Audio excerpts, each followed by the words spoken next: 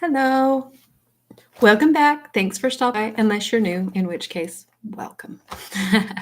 um, this is the story corner where we read a chapter or two, or sometimes three, almost every night out of just some of my favorite books for fun. It's been a way for me to stay connected with my older children who live thousands of miles away. We used to read together every night. I miss them every day. So I do this. And then even if they can't jump on here live, they can come back and listen to it later. And it kind of keeps us connected through story time, which was always special for all of us. So that's what we do here. Now, before I get started, I always like to ask, just for fun, what did you have for dinner? Or what are you going to have for dinner if you haven't had dinner yet? we had, it was a little bit of a stormy, rainy day, and we just love soup on a rainy day. It's just something we always do.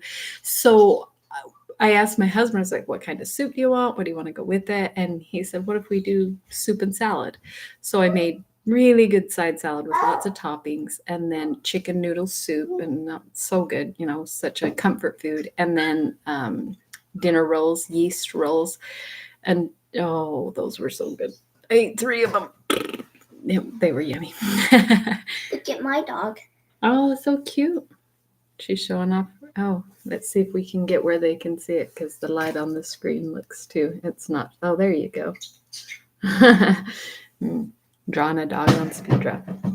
Anyway, our dinner was super yummy, and I made a coffee cake yesterday, and it was so good. And we still have obviously a bunch of that because Kayla doesn't like cake and stuff. So Caden does, and he ate a bunch, and Charles ate some, and I ate a little, but one big coffee cake is way too much for the three of us. So we'll have it for tonight and some for tomorrow. Hi, who's that sweet baby?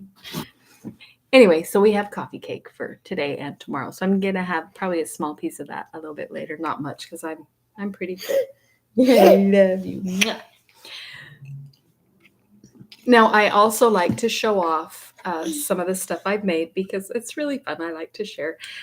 Also, it's all for sale, and I need to sell it. I need to be making another stream of income or two.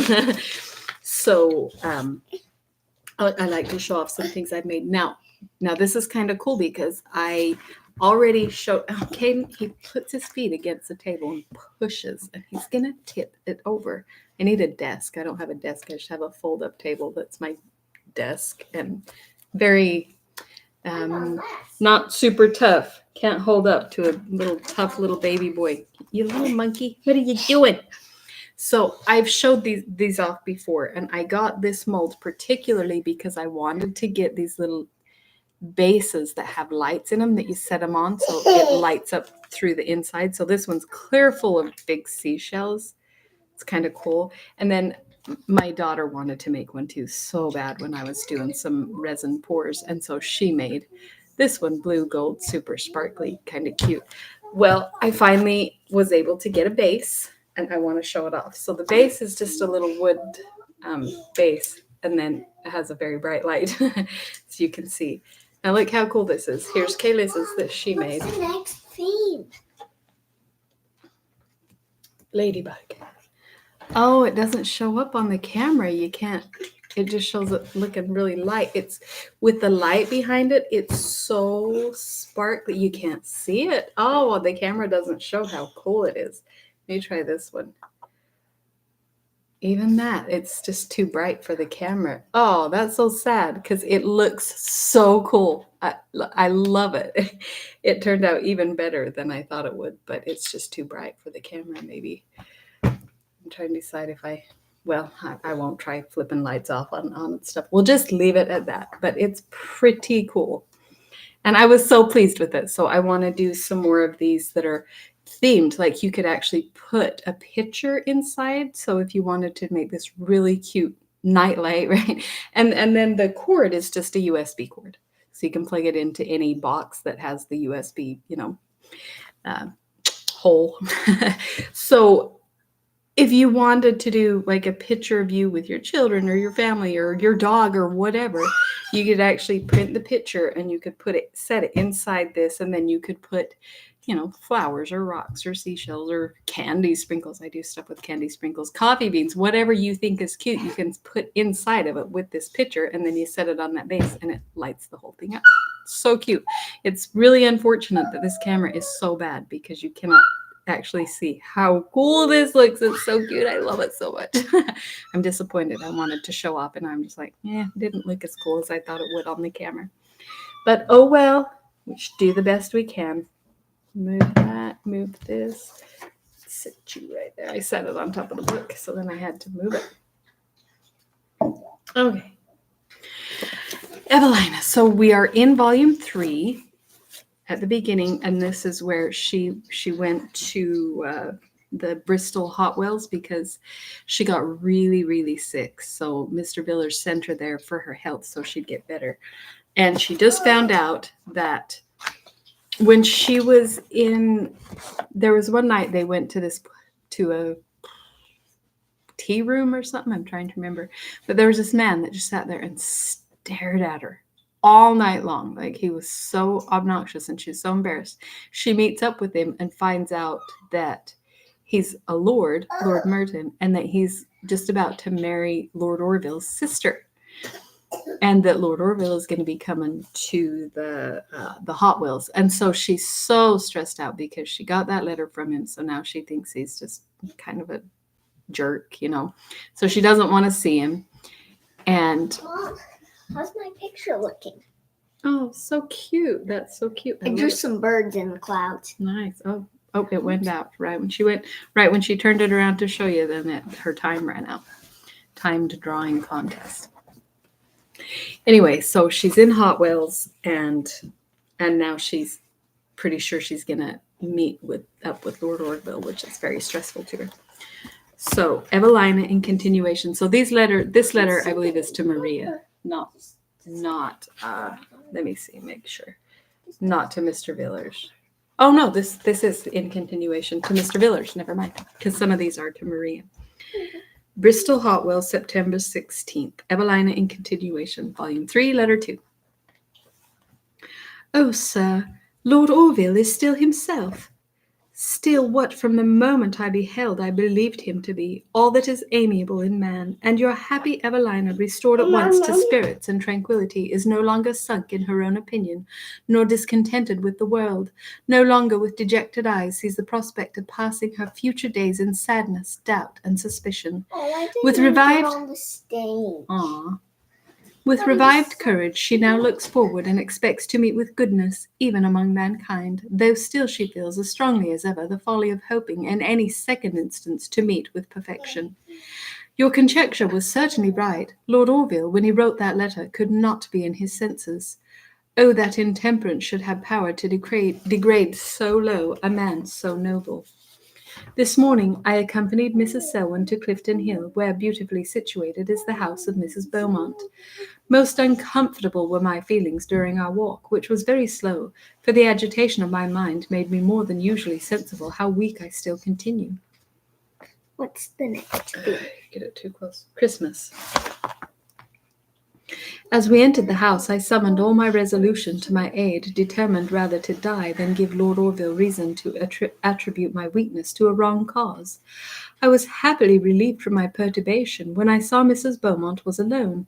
We sat with her, I believe, for an hour without interruption, and then we saw a phaeton drive up to the gate, and a lady and gentleman alight from it.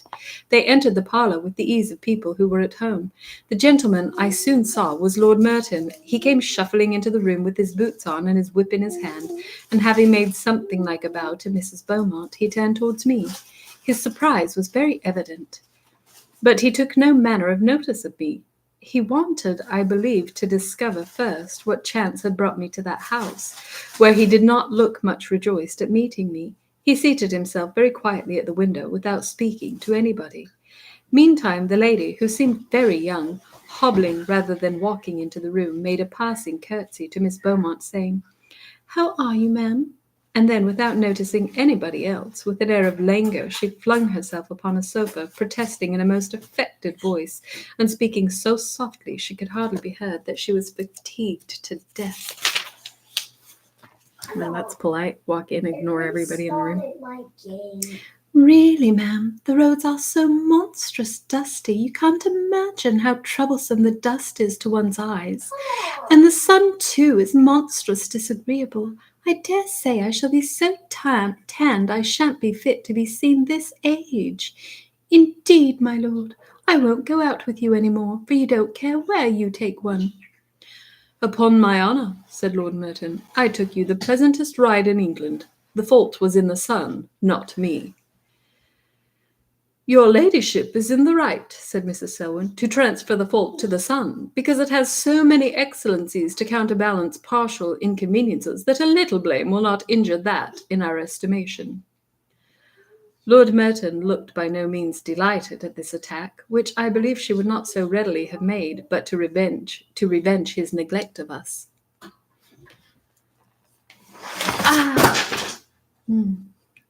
Whoops, there went my notebook full of paper. I'll take care of it later. Did you meet your brother, Lady Louisa? Said Mrs. Beaumont. No, ma'am. Is he riding out this morning? I then found, which I had before suspected, that this was Lord Orville's sister. How strange that such near relations should be so different to each other. There is indeed some resemblance in their features, but in their manners not the least. Yes, answered Mrs. Beaumont, and I believe he wished to see you. My lord drove so monstrous fast, said Lady Louisa, that perhaps we passed him. He frightened me out of my senses. Oh, you sweet baby. He's going to pick it up for me and spread my papers everywhere. He's so cute. You're such a helper. Thank you, Sunshine. I love you. Hey, oh, don't walk on him. Oh, Caden. Come here. What are you doing? Look, you're bending everything. Thank you. Thank you. You little sweet pumpkin. Well, shoot. Okay, I guess I have to. Ouch. I'm sorry. There's a big mess. Oh, wow. Is that a pretty picture? Oh, it's so nice. All right.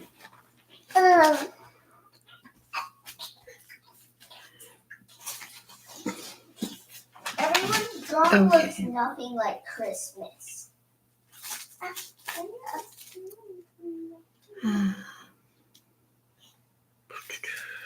I totally lost my place. You frightened me out of my senses. I declare, my head is quite giddy. Do you know, Mum, we have done nothing but quarrel all the morning. You can't think how I've scolded. Have not I, my lord? And she smiled expressively at Lord Merton. You have been, as you always are, said he, twisting his whip with his fingers, all sweetness. Oh, fie, my lord, cried she. I know you don't think so. I know you think me very ill-natured, don't you, my lord? No, upon my honour. How can your ladyship ask such a question? Pray, how goes time? My watch stands. Okay. What? It's not. What's the deal? It's not loading. It is almost 3, answered Mrs. Beaumont. Oh, there we go. Funny. Lord, ma'am, you frighten me, cried Lady Louisa, and then, returning to Lord Merton, why now, you wicked creature, you! Did not you tell me it was but 1? Mrs. Selwyn then rose to take leave, but Mrs. Beaumont asked if she would look at the shrubbery. I should like it much, answered she, but that I fear to fatigue Miss Anville. Oh, are you getting up? Come here. He's like pulling my clothes off, trying to get up. Hi. What you doing? Oh, he loves that light. Are you chewing on my earpiece? You are.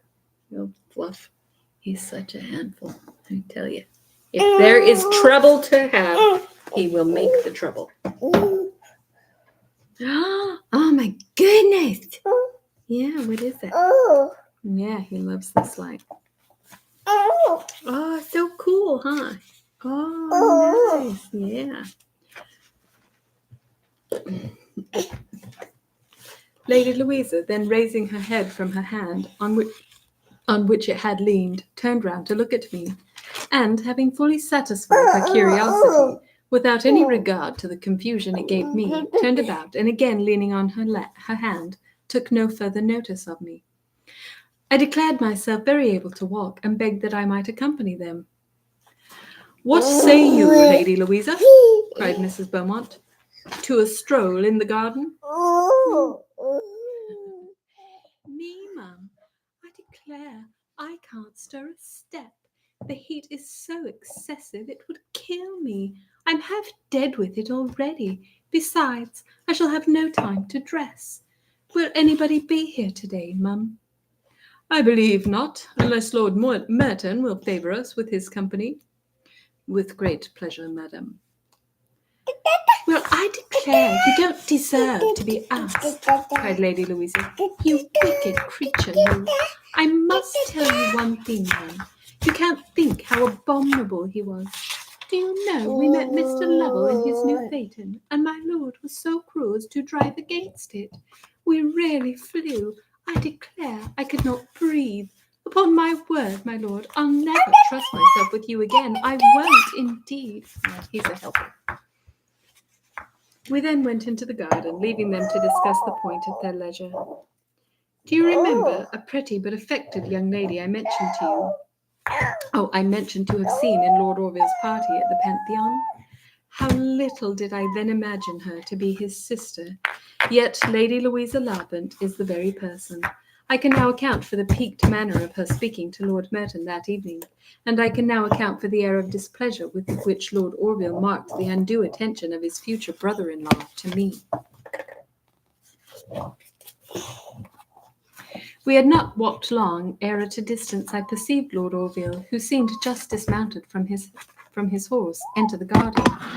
All my perturbation returned at the sight of him, yet I endeavoured to repress every feeling but resentment. As he approached us, he bowed to the whole party, but I turned away my head to avoid taking any share in his civility. Addressing himself immediately to Mrs. Beaumont, he was beginning to inquire after his sister, but upon seeing my face, he suddenly exclaimed, "Miss Anville," and then he advanced and made his compliments to me, not with an air of vanity or impertinence, and not yet with a look of consciousness or shame, but with a countenance open, manly, and charming, with a smile that indicated pleasure, and eyes that sparkled with delight. On my side was all the consciousness, for by him I really believe the letter was, at that moment, entirely forgotten. With what politeness did he address me? How about don't beat up on my laptop, okay? Hi. He's saying hi. You're so sweet. With what politeness did he address me? With what sweetness did he look at me? The very tone of his voice seemed flattering. He congratulated himself upon his good fortune in meeting with me. He hoped I should spend some time at Bristol, and inquired, "Hey, don't push the table over, you little fluff. Don't push the table over. You're such a... Hey, you got to get down if you're going to do that." He just thinks that's the funnest thing. Oh, okay, you done? If you push on the table, I'm going to make you get down. Ooh. Yeah. Yeah, you little squeal bug. What was the theme again? Funny. Oh, yeah.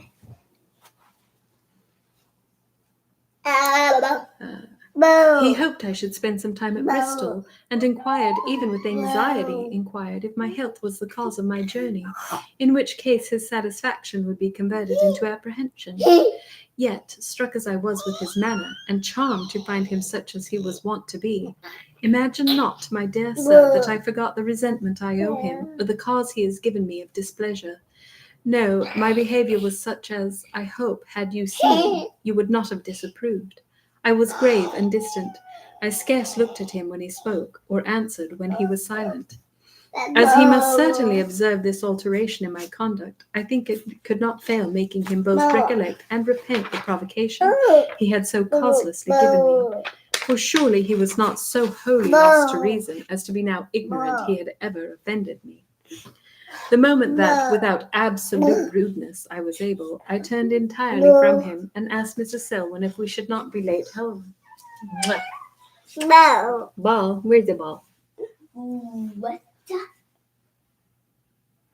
How Lord Orville looked I knew not, for I avoided meeting his eyes, but he did not speak another word as we proceeded to the garden gate. Indeed, I believe... No, farmer. Oh. Oh. I believe my abruptness surprised him, for he did not seem to expect I had so much spirit. And to own the truth, convinced as I was of the propriety, nay necessity of showing my displeasure, I yet almost hated myself for receiving his politeness so ungraciously. When we were taking leave, my eyes accidentally meeting his, I could not but observe that his gravity equaled my own, for it had entirely taken place of the smile and good humour with which he had met me. What's the theme? Penguin. I am afraid that this young lady, said Mrs. Beaumont, is too weak for another long walk till she is again rested. If the ladies will trust to my driving, said Lord Orville, and are not afraid of a phaeton, mine shall be ready in a moment. You are very good, my lord, said Mrs. Selwyn, but my will is yet unsigned, and I don't choose to venture in a phaeton with a young man while that is the case. So she's cleverly saying, yeah, I'm not about to die. The phaetons were really high, fast carriages back then, open usually, I think. What are you doing? What are you doing? You're such a nut. Oh, nope. If you can push the table, you have to get down here. You have to get down. He tucks his legs up so he can't stand up. Oh, now you're walking on my papers. Oh, my goodness. What am I going to do with him? Seriously. He's such a handful. The sweetest, funnest little handful. I love him so much. You're silly, baby. Oh, now I lost my place again. Oh, cried Mrs. Beaumont, you need not be afraid of my Lord Orville, for he is remarkably careful. Well, Miss Anville, answered she. Oh, I thought it was him. Well, Miss Anville, answered she, what say you? Indeed, cried I had much rather walk. But then, looking at Lord Orville, I perceived in his face a surprise so serious at my abrupt refusal that I could not forbear adding, for I should be sorry to occasion so much trouble. Lord Orville, brightening at these words, came forward and pressed his offer in a manner not to be denied. So the phaeton was ordered, and indeed, my dear sir, I know not how it was, but from that moment my coldness and reserve insensibly wore away. You must not be angry. It was my intention, nay, my endeavour, to support them with firmness. Sorry, my guys are so noisy.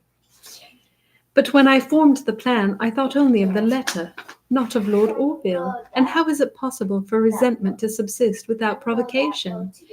Yet believe me, my dearest sir, had he sustained the part he began to act when he wrote the ever-to-be-regretted letter, your Evelina would not have forfeited her title to your esteem by contentedly submitting to be treated with indignity.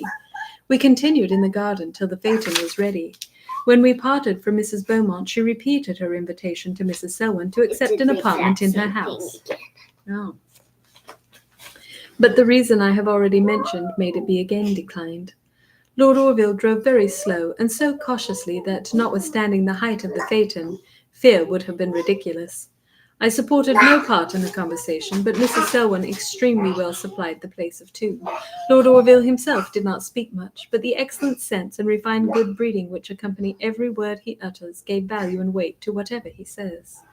I suppose, my lord, said Mrs. Selwyn, when we stopped at our lodgings, you would have been extremely confused had we met any gentleman who had the honour of knowing you. If I had, answered he gallantly, it would have been from mere comparison at their envy. No, my lord, answered she, it would have been from mere shame that in an age so daring you alone should be such a coward as to forbear to frighten the women. So she's teasing him about driving so slow and so safe. "Oh," cried he, laughing, "when a man is in a fright for himself, the ladies cannot but be in security, for you have not had half the apprehension for the safety of your persons that I have for that of my heart." So he's saying you weren't as in near as much danger of getting hurt as I was of, my heart being touched by sweet, beautiful ladies. So a little bit flirtatious. He then alighted, handed us out, took leave, and again mounting the phaeton, was out of sight in a minute. "Certainly," said Mrs. Selwyn when he was gone, "there must have been some mistake in the birth of that young man. He was undoubtedly designed for the last age, for he is really polite. And now, my dear sir, do you not think, according to the present situation of affairs, I may give up my resentment without imprudence or impropriety? I hope you will not blame me. Indeed, had you, like me, seen his respectful behavior, you would have been convinced of the impracticability of supporting any further indignation."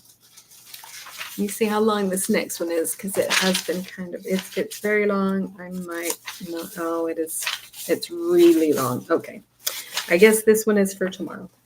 It's a little late, and I have a meeting. I know, I'm crazy. I have a meeting at 10, which is in half an hour. And I haven't cleaned up the kitchen yet, and Kalissa isn't done with school, and Hayden just brought me a pack of diapers. So yeah, there's papers all over the floor. I have a lot to do, so just one chapter Bye for bye. tonight. You want to come say bye? I barely changed you. You don't even need a clean diaper. Come here. Do you want to jump up and say hi? Bye. Say bye-bye. Bye-bye. Bye bye. Oh, you love the light. Blow kiss. Blow kiss. Oh. Okay. Okay, for goodness sake. That's embarrassing. All right. Thanks for stopping by the Story Corner and joining us for story time. We will see you next time. Hey, what are you doing? What are you doing? Here, push down here where it says end. Right there. Bye. Yeah, you can push it. The white button. Well, if you won't, I will. Oops, that didn't actually do it. There you go. There you go. Bye.